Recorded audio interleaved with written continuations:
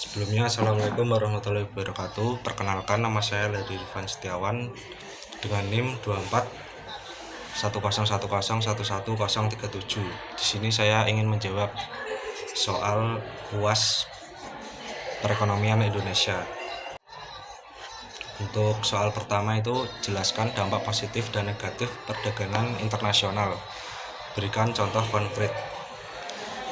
Untuk dampak positifnya yaitu perluasan pasar. Produsen lokal dapat menjual produk ke luar negeri, meningkatkan skala produksi.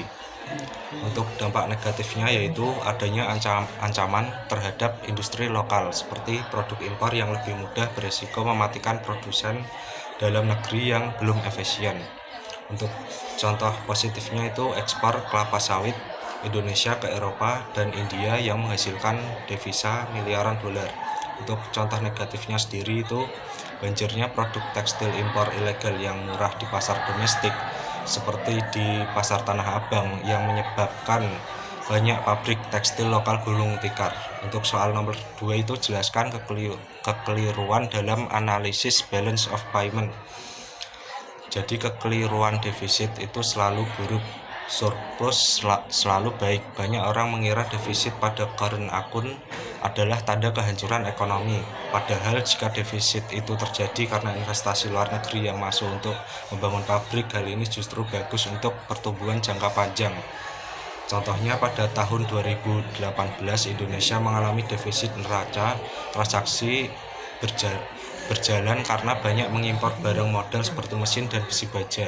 Untuk proyek infrastruktur strategis nasional, analisis yang keliru akan melihat ini sebagai kegagalan ekonomi, padahal impor tersebut merupakan investasi produktif untuk meningkatkan kapasitas ekonomi di masa depan. Soal nomor 3, jelaskan permasalahan dalam pembangunan ekonomi daerah. Berikan contoh dari satu kota atau kabupaten di Indonesia. Untuk pembangunan ekonomi daerah di Indonesia seringkali menghadapi tantangan struktural yang menghambat pemerataan kesejahteraan, seperti ketimpangan intra-wilayah.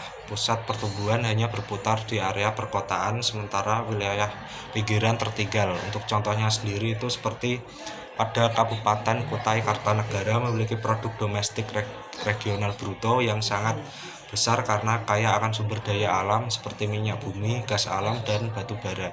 Namun masalah utama mereka adalah ketergantungan akut pada sektor ekstraktif.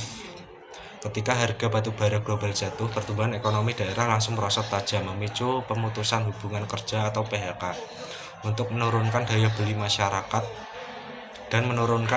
masyarakat secara drastis karena sektor pertanian dan industri pengelolaan lokal belum berkembang matang. Untuk soal nomor 4, jelaskan peran pemerintah dalam pembangunan ekonomi daerah. Jadi pemerintah daerah bukan lagi sekedar regulator atau pembuat aturan, melainkan bertindak sebagai fasilitator dan stimulator ekonomi melalui konsep good governance, seperti penyedia infrastruktur dasar, membangun jalan, jaringan listrik, dan akses air bersih yang menurunkan biaya logistik bagi pelaku usaha.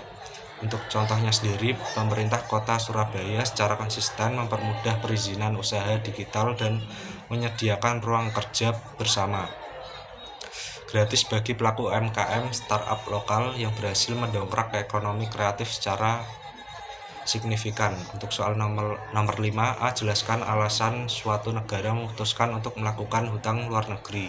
Berikan beberapa contoh yang relevan. B, apakah yang bisa dilakukan pemerintah agar bisa menekan hutang luar negeri? Untuk jawaban yang A, alasan suatu negara memutuskan melakukan hutang luar negeri. Negara mengambil hutang luar negeri umumnya karena mengalami savings investment gap atau celah tabungan investasi, di mana pandangan domestik dari pajak dan non-pajak tidak cukup untuk mendanai belanja pembangunan yang mendesak. Mempercepat pembangunan infrastruktur membutuhkan dana besar di depan atau front loading untuk memicu pertumbuhan ekonomi jangka panjang. Contohnya yaitu Indonesia menarik pinjaman dari lembaga multilateral seperti World Bank atau ADB untuk mendanai proyek strategis nasional seperti pembangunan jalan tol Trans Sumatera atau jaringan MRT Jakarta yang efek jangka panjangnya akan menurunkan biaya logistik nasional. Untuk jawaban yang B, kebijakan pemerintah untuk menekan hutang luar negeri. Untuk mengurangi ketergantungan pada pembiayaan luar negeri, pemerintah dapat melakukan pengelolaan fiskal yang lebih mandiri, seperti optimalisasi pendapatan pajak, seperti meningkatkan tax ratio melalui ekosistem digitalisasi pajak dan penegakan hukum bagi wajib pajak besar. Mungkin itu saja jawaban dari saya. Wassalamualaikum warahmatullahi wabarakatuh.